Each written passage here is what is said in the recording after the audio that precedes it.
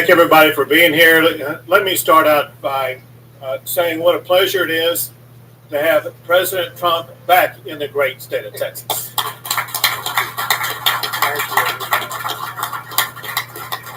He's a great friend to Texas. He's a great friend of mine. When I was governor, he was president. Anytime I called upon the president, he was there to step up and help our fellow Texans. And one of the things that he did better than anything else, and definitely better than any other president, is he stepped up and he secured our border and kept Texas and Americans safe.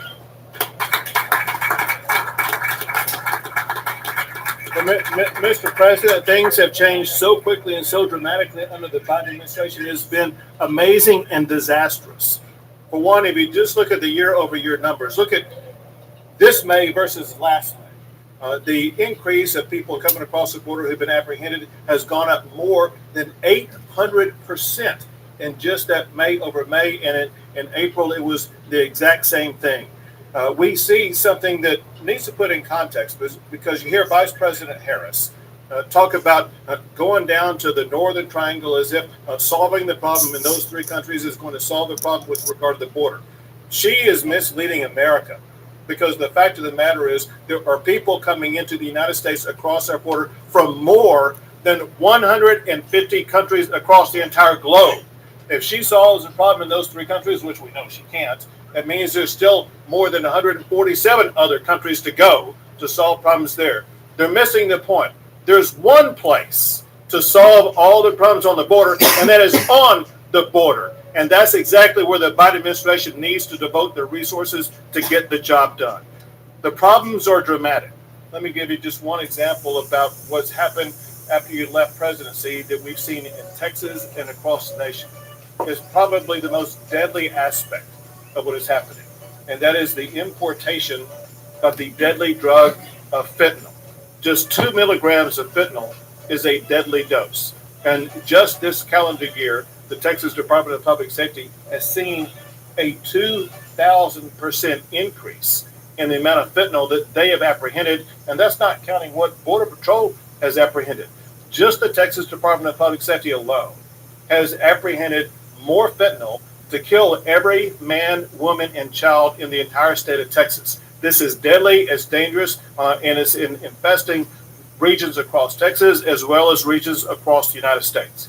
So here's what Texas has done that I want to bring you up to speed on, that we have had to do to respond to this crisis. We launched Operation Lone Star, where we deployed 1,000 Texas Department of Public Safety officers as well as Texas National Guard, and they have already arrested almost 1,800 people for criminal violations, in addition to about 40,000 apprehensions of people who've come across the border illegally, and they have busted 41 stash houses. In addition to that, things got so bad that county judges, the lead officials in the border region counties, for the first time ever, they asked me to declare disaster. You remember I declared disaster for Hurricane Harvey and some other things like that? This is the first time ever I'm aware of that a governor had to make a disaster declaration for the border situation, and yet that's exactly what we did. And then the state of Texas, with the help of Lieutenant Governor Patrick, we passed in our state budget that I just signed more than $1 billion in funding for Texans to have to step up and secure our border.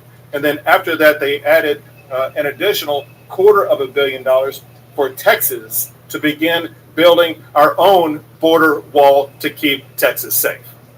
And then on top of that, we have a new program because we are seeing people coming across the border who have committed crimes before, and we want to arrest these people. And we through the Texas Department of Public Safety are working collaboratively with sheriffs to make sure we have an arrest program. We're not going to be involved in catch and release. If you're coming in the state of Texas, you will have Texas law enforcement arresting you and putting you behind bars. This isn't going to be the red carpet treatment that the Biden administration has rolled out. This is going to be time in jail that our law enforcement officials will help achieve. Two other things I want to mention. One is that Governor Ducey and I, we triggered an interstate compact where other states can join in and assist us and help us to secure our border.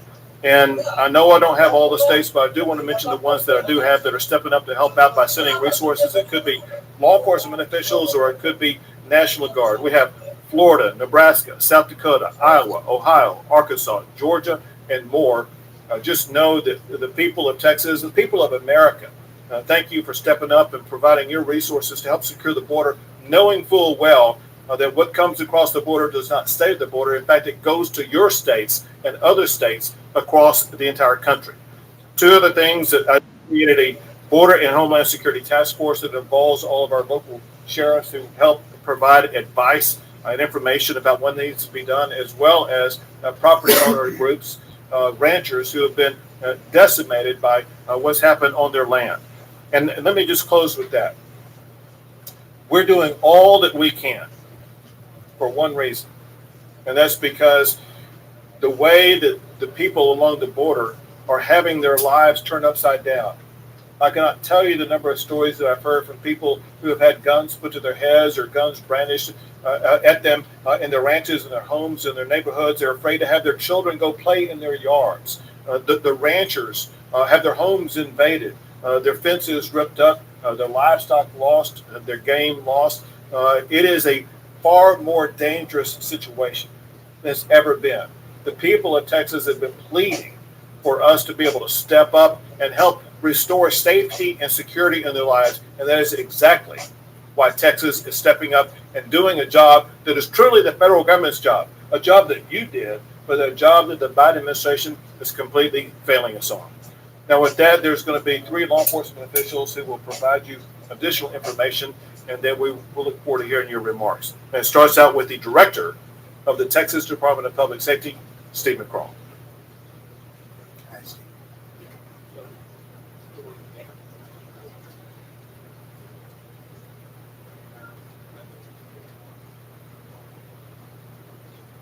Thank you, Steve. We've got a mic coming for you here. Yeah. Take this.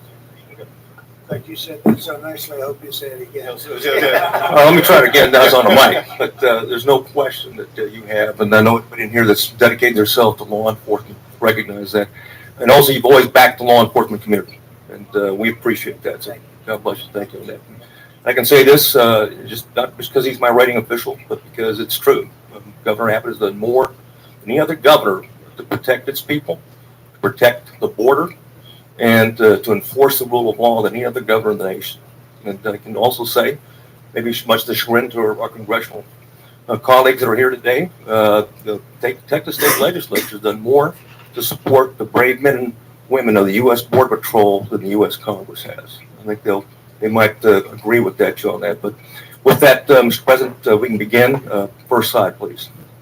I was visiting with Sheriff Martinez, and we both agree that and there's no question about it, that as a result of the U.S. government not securing our border with Mexico, it has transformed the Mexican drug trafficking organizations that were relatively benign, focused on marijuana in the 80s, to the most dangerous, ruthless, vicious, and depraved criminal organizations in the world that are on our front door. Texas has 1,254 miles of the border with Mexico, and there's 63,000 square miles in the area that the cartels operate their smuggling operations, from Cameron County to El Paso County. And we're mindful that the Mexican cartels, because of the porous border and they exploit it, they apply all the elements of military force, including command and control, logistics, intelligence, information operations, and the application of deadly force to support their criminal operations. They also recruit our kids and kids in Mexico to support their operations on both sides of the border. And they have formed partnerships with the most vicious gangs in Texas and across the country. Whether it's local, regional, or transnational gangs, it clearly is a certain threat to our problem. In fact, if you have a drug problem anywhere in the country, you have a border problem. If it's cocaine, methamphetamine, fentanyl, and heroin, the Mexican cartels own it, plain and simple. And they work with the gangs in those communities, and they're responsible for a level of violence in those communities as well as a result of that. This all goes back to the border. If this slide here, you'll see that there's 6 of the 8 cartels that operate in Texas. And there's also 16 gangs that support their criminal operations in that area of operation. The next slide. The governor talked about consequences. Illegal migrant apprehensions during the period of time. This is just January. and compare it between the same time last year, and you can see the dramatic increase that the governor talked about in terms of 800%. Next slide. Those are the numbers right there. And that's the difference between January of this year and January of 2020. You can see a 527% increase, from the same time period. And that makes a difference because what happened is immediately Border Patrol was overwhelmed because many of these were unaccompanied children in family units. And as you know, that they cannot, process them quick enough. So they're overwhelmed. It leaves a gap. And what does that gap do? It leaves an opportunity for the cartels to smuggle the drugs that we talked about, transnational gangs, and also criminals from around the world that exploit that. And we're mindful that we had in May of last year, that the governor talked about the differences. We had an 800% increase from May of 21 to May of 20. We also had a 500% increase in the number of special interest aliens that were apprehended from the border in May of this year. And that's a concern because we recognize, as people recognize, that criminals around the world recognize that there's an opportunity now to exploit the border and come in to use those avenues to be able to come in undetected. And that's a concern that we have here, certainly in Texas. Next slide, please. The governor talked about fentanyl, over 2,000% increase. That's what the Department of Public Safety saw. He talked about the number of deaths that it caused. Next slide. Our federal agencies. This is from EPIC. This means the federal FBI, ICE, HSI, Border Patrol. The numbers there are staggering. And the amount of people it could kill, over 130 million. I know the governor and I was talking about it. And it's amazing in terms of what's crossing our border at this particular point in time. Next. I'll conclude right now, Governor, with Mr. President, with one remark is that in March 4th, when Border Patrol was being overwhelmed, Governor Abbott made it clear. He directed the Department of Public Safety, working with the Texas National Guard and our local law enforcement partners, and certainly with Border Patrol, all 5 Border Patrol sector chiefs, to ensure that we're conducting, enhanced surge operations on the river, in the brush, on the ground, in the air, and we support the Border Patrol in a way that we can enhance the operations or the control of those particular areas. We've been doing that since that time. The governor talked about the statistics and what's more important in terms about what we protected in that area. We've deployed over 1,200 officers. Governor, the state legislature authorized another 100 troopers will be deployed or provided to the border region. And we graduated an academy here the next month that they will be deployed to the border as well, because the governor's made it very clear that you cannot have homeland security, you can't have public safety unless you have border security. And I can tell you, building the wall and building a fence, anything you can do to prevent the cartels from coming immediately off the river and into the United States is value added to law enforcement and is clear and must be a major part of any type of strategy. So with that, I'll turn it over to the sheriff to speak. Sure. So thank you, Director. So to explain further about how this is not just a border-related issue, how the issue and challenges come inland. We have with us today the sheriff from Tarrant County, Texas, which is where Fort Worth is located, Sheriff Weber. Thank you, Governor. And Mr. President, welcome to Texas, sir. And what a great place to be. And thank you for coming down here. And thank all the leadership, Governor, and the rest of the leadership that you brought, and our congressional delegation, to put a light on this, to broaden it so the rest of America sees what we're doing down here and what we're going through, because it is affecting all across the nation. Is that as we shine this light, I am from Tarrant County. It's the 3rd largest county in Texas, 15th in the country. Is that we have experienced, and our current intel as of yesterday is that a year ago, fentanyl was barely on our radar. Well, today, the intelligence that I have is that it has flooded our area, and even low-level dealers are now having large quantities of fentanyl. And not only do they use it in the pill press, which makes it look like a safe drug to the young people, they think it's something safe, is that they're also lacing it with heroin and methamphetamines and other drugs. And we have seen, for instance, methamphetamine since January, where it was $50 a gram on the street, to now about $15 to $20 a gram. So we're facing just an abundance of dope as it comes in. And currently, as the governor said, it only takes 2 to 3 milligrams of fentanyl to kill somebody. And what we're experiencing in Tarrant County way beyond the border. We're a hub. We know that we're a hub where we have cartel agents embedded up there that we're trying to locate and arrest and prosecute. And we're doing a pretty good job of that in some cases. But we know that as it comes into the county is that it does have an effect. And we're seeing a 50% increase in deadly overdoses this year. In fact, in the first quarter of 21, it was 3 times the amount it was last year with fentanyl overdoses. And, to that end, the group of people that it's hitting is the 16 to 24-year-old group because, again, it appears to be a safe drug. They think it's a pharmaceutical drug because of these pill presses that they're using. And while everybody in this room are great partners, is that we do not want the next mom to walk into that bedroom as occurred in Tarrant County just a month ago and her 15-year-old is dead because they've OD'd on fentanyl. They got a hold of something that they thought was safe and they had no idea that it was pressed in some cartel lab far, far away. But today, as we talk about this today, is that we know that the cartel, the Mexican drug cartel, is responsible for where it's going, and it's going all over the country. I'm in Fort Worth, but it's happening, and I'd be amiss to say it's on every sheriff and every chief and every director of public safety's radars, this business of fentanyl and the deadliness and the threat it is to us as it continues to grow. Coming in from China?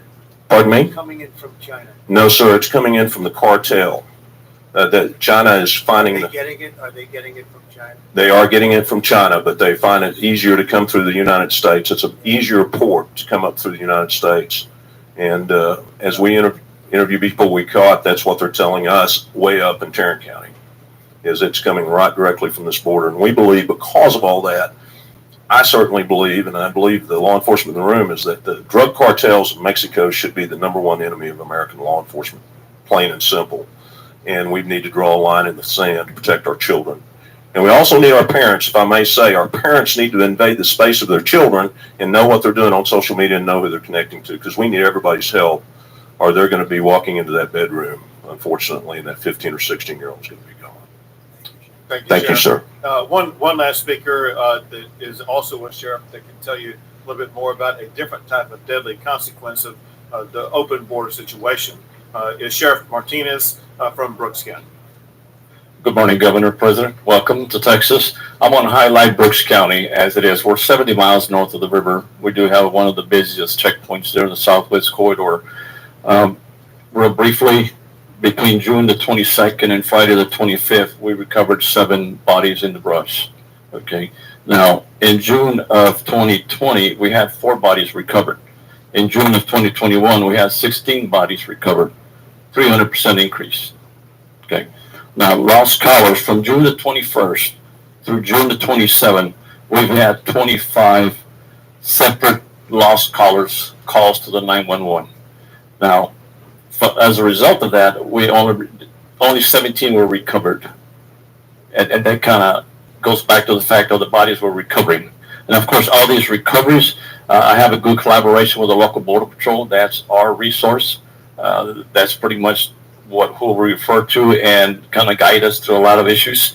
So in going with them and talking and collaborating, Brooks County itself has had a 185% increase in apprehensions. We've had a 110 increase in non-encounters, which means getaways. 110% increase in that. 215% in smuggling cases increase. 44 migrants who have significant criminal history for sexual assault. Actually, 238% increase. And that's another issue that we deal with, sexual assaults, rape cases that occur within the brush that we deal with quite often. 490% increase in 911 calls. 301% increase in rescues. Again, thanks to the partnership we have with Border Patrol. I think we need to understand that the current administration needs to understand that the correct wording needs to go out there to the American public in saying that this challenge is not quite being managed because we're really not putting the hands on those that need to be arrested. Okay, I think that there's a lot more out there that we just don't have enough resources. I always refer to Brooks County as the void in the donut, where our resources are at least an hour away. even though we get a lot of help from the state police with their helicopter. But by the time they get there, it's pretty much over. They're gone. And of course, there's a lot of damage being done to the ranchers as a result of the pursuits. We simply cannot reach everything out there. Therefore, we do not know who's crossing, who's coming in, and that's the main key. We need to know who's coming in. And so far, the criminal usually just infiltrates itself within the group, and they leave them alone. Yesterday, as I was entertaining two news outlets, we had a stash house that one of my officers and 3 border patrol agents secured 17 from the stash house, and 3 got away through the window. So 4 officers to handle 17 people. Now, as a result, also, since we're doing some COVID testing, we've had COVID. These persons that the decedents, we check them, and that we have 2 COVID. So COVID is still out there, very much alive.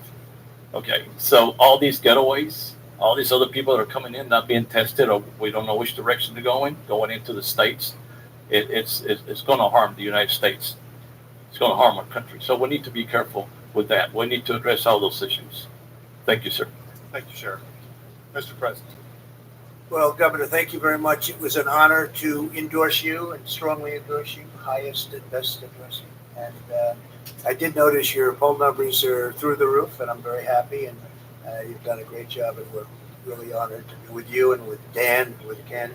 We've had a great team, and the people in this room, every one of us is a friend of mine. In one form or another, we dealt with each other for a period of 4 years, and we brought the border to a level that it has never been. Mark, you have been incredible. Tom Holman has been unbelievable. Nobody knows it like Tom. And I have to say, Chad, you did a great job. You stepped up. You came in and you stepped up, and you did a great job, and we appreciate it. And you're still doing a great job. But the border has never been this way. It went from the best border we've ever had in the history of our country. Not 20 years. You know, they like to say over a 22-year period. No, it's the best ever by far. It took 2.5 years to start the wall because we were sued by everybody. And then, and largely by the Democrats in Congress, by the way. And now, by the way, they're doing a disinformation campaign. They're saying that the unsafe border is your fault. You believe this? Because they're getting killed with the border. So now they're saying, oh, we got a problem. So let's blame the sheriffs. Let's blame the governors. Let's blame everybody else but them. They're also saying it with defund the police. They came out with a term, defund the police. And they're, you know, it's well documented, that's for sure. Just look at AOC and look at Omar. How's she doing? How's her country doing, by the way? And they're telling us how to run our country right now. How are they doing? And now they're saying, no, it was them, us, that wanted to defund. It's like Russia. Everyone said, Russia. I said, what's that all about? Then they said, oh, you were very friendly. Well, that's been proven to be false. Not only false, it was them that were associated with Russia. It was them, the Democrats and Hillary and the group that gave money to Russia. So it's a disinformation campaign, and it's a terrible campaign where they're trying to say this is a disaster for them. Let's blame the people that have really done something about it and can do something about it. But when your hands get tied because you no longer control the White House or Congress, it's a disgrace. Dan, we worked on it hard, and we worked on it long, and we discuss it every week. And we had it down to a point that we'd never seen anything like it. I'm so glad that you mentioned the fentanyl, because the fentanyl was almost a non-factor. And now I hear it's just pouring into our country. And it's the most dangerous of all, but just pouring into our country. And we stopped also human trafficking, mostly in women. The human trafficking was almost stopped. We built almost 500 miles of wall, despite 2.5 years of lawsuits, litigation, started by Congress, Nancy Pelosi and the Congress. They sued us for everything. And we won the suits, and we started. And within a few months, you would have had the wall totally complete. And they want to paint it. They're supposed to paint the wall, and they aren't even doing that. They got to get a coat of paint on the wall. Believe it or not, it does rust. Maybe that's what they like. Let it rust, let it rot. But we built a wall that was not a wall that anybody could get through. We had very few breakthroughs, unbelievably.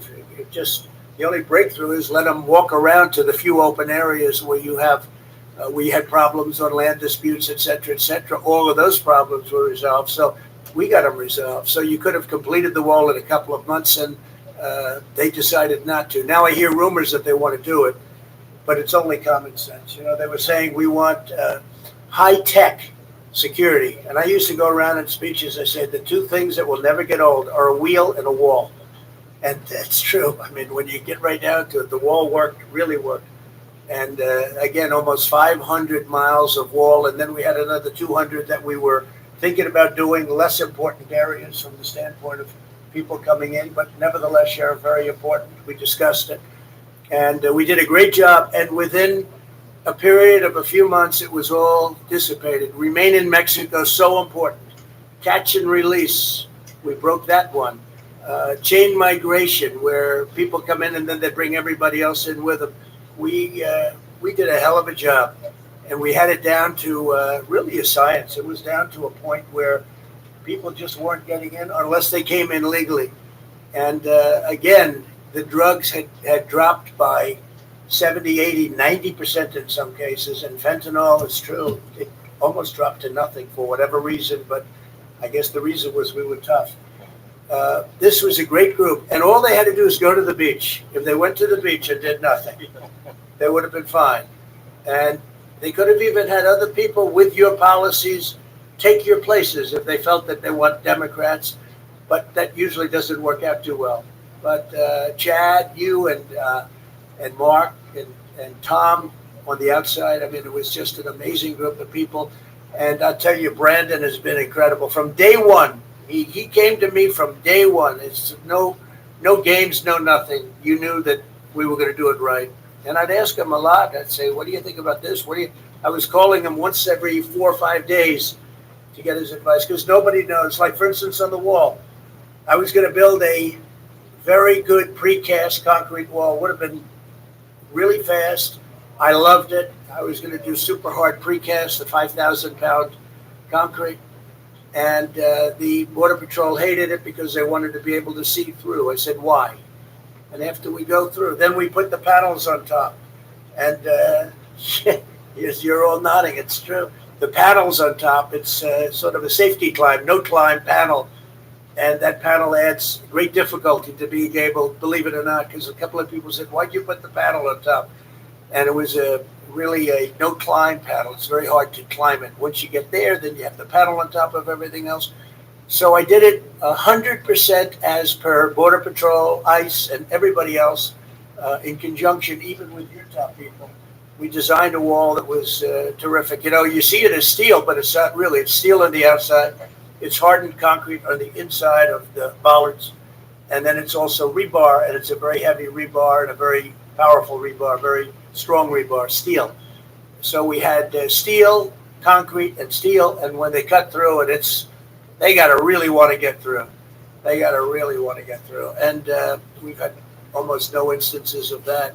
So we built a wall that was not penetrable, and we just about finished. And then we had an election where we did much better than we did the first time.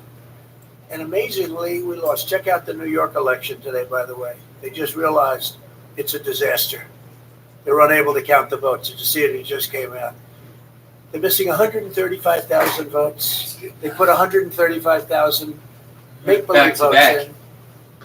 Our elections are 230, one at 245. But this election, because of you and Dan, Ken, and everybody, I want to just thank the people of Texas because we won in a landslide.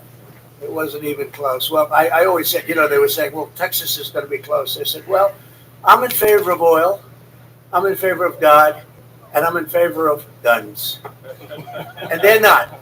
And if you're in Texas and you don't like guns, God, and oil, I don't think you're going to do too well. And they didn't do too well. They didn't do well at all. They did poorly. But we did well. And we did well in other states, too. We did well in states that we lost. We did really well, much better than we do. We got 12 million more votes than we got the first time. One of the media called up and they said, could I ask you, what was the difference between 16 and 20? I said, well, the big difference is we did much better in 20.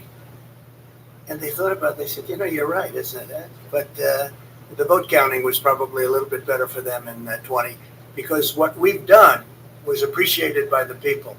And we better get our elections straightened out because you're going to have a runaway country. You're going to have a banana republic. You're going to have a third world country here pretty soon because our elections are a mess.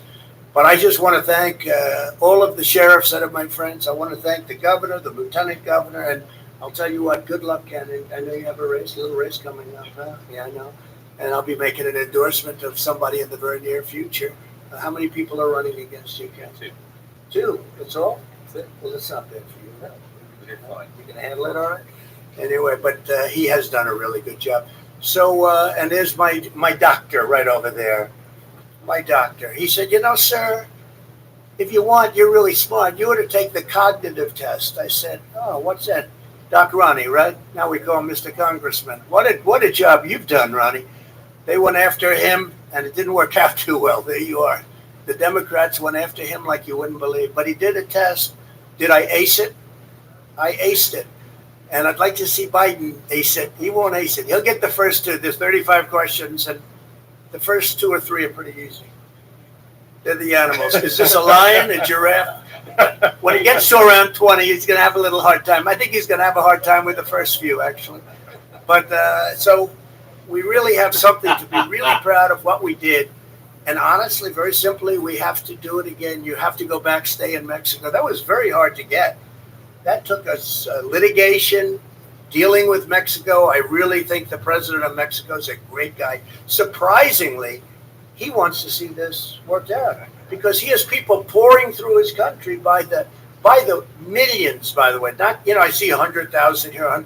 For every person you catch, and these experts say 4 or 5 get through, but I think it's a much higher number than that. It's a big border. I think it's a much higher number. Now, the wall has stopped a lot of it.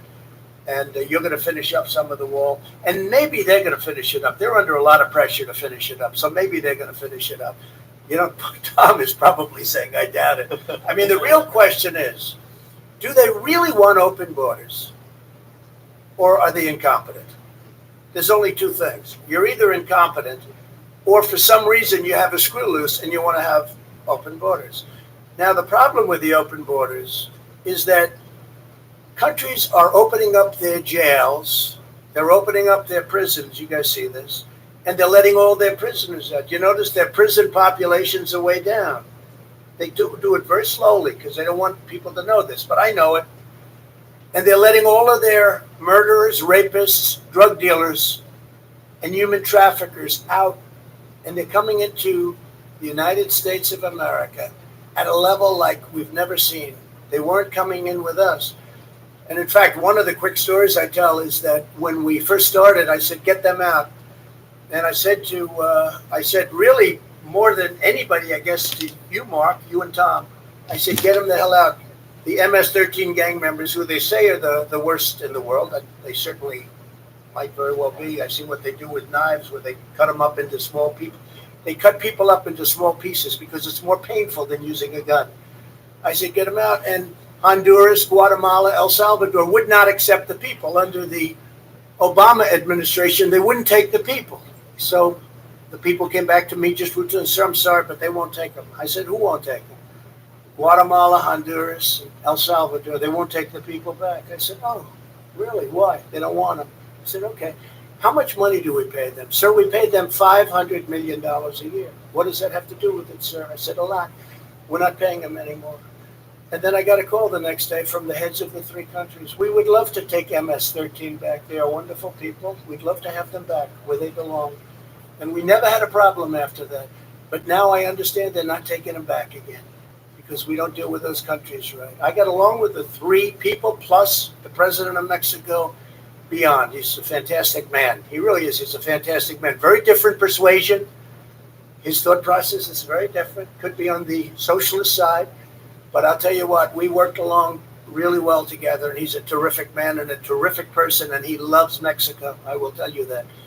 But we opened it up. They used to have airplanes on the runway, so we couldn't land our planes with their MS-13 horrible criminals in the plane. So we couldn't land them. We couldn't get buses back. And once I did that, they took them all back. So we had all these great policies going, and they were all ended. One day they were ended. This didn't take place over 3 months or 5 months. This took place in the first week. They were ended. It was almost like they were ended because I did it. But we did a great job in the history, and I appreciate what you said, Sheriff, because in the history, there's never been, and not me, all of us together, there has never been a border so secure as the southern border that we have. And now it's opened up. And don't kid yourself, they're coming in from the Middle East, and they're coming in and they're bad. They're coming in from the Middle East. I'd say, well, where are those people from? Sir, they're from Yemen. Oh, really, Yemen, right? How's that all about? They would dump them off in South America, and they make the journey up because it was easier to get through that way, through the southern border, and that stopped with us. That stopped fast. And now we have an open, really dangerous border, more dangerous than it's ever been in the history of our country. And we better go back fast. And, I watch a couple of, even you people said that, well, we could start it immediately. Well, it's not going to go fast because you have to go back now and start the whole thing up with Mexico and with the 3 countries. It's not going to go that quickly. They say, well, we should just immediately go back. It's not that easy. This was a lot of hard work and very good negotiation. We did great negotiation. And we did things like, we're going to charge you tariffs if you do this or if you do that. And all of a sudden they said, well, we'd love to have you have it your way. We want every point, every single point. And I don't know if they're going to be able to do that. So it's not that easy to go back. I will tell you, this is bad news for you, and you know it. And a lot of people like to say to the media, well, we could immediately, I saw it today, we should immediately go back to the Trump policy. It's not that easy now. It's not that easy. But we have a sick country in many ways. It's sick in elections and it's sick in the border. And if you don't have good elections and if you don't have a strong border, you don't have a country. So with that, we're going over to the border right now. But we're going to the real part of the border where there's real problems, not a part where you look around and you don't see anybody. We're going to admire the wall and how it works because wherever we have the wall, that's what made the big difference. It made tremendous difference. And I just want to thank the people in this room. You have been incredible, incredible partners, including those characters back there that are all friends of mine. Every single one. Good job on television yesterday morning. Really good, Brian, I tell you, really good. So I just want to thank you all very much. It's an honor, and we have a tremendous crowd waiting for us, and I don't want to keep this man, I don't want to have him be late. I want to keep those approval ratings right at 92%. Okay? Thank you very much. Thank you. You take care of yourself. Thank you, Tom.